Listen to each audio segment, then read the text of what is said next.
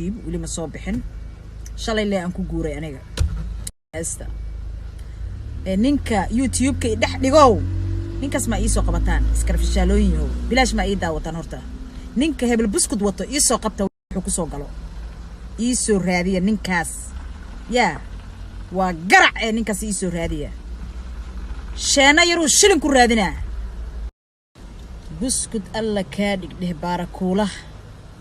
war ninku akhlaaq darana bal dumarka waxa ay snaabkooda soo dhigtaan oo aan ognahay 24 hours kadib inuu ka baxayo oo aan la wadaagayna dadkeena kooban oo deena jecel oo na daawanayo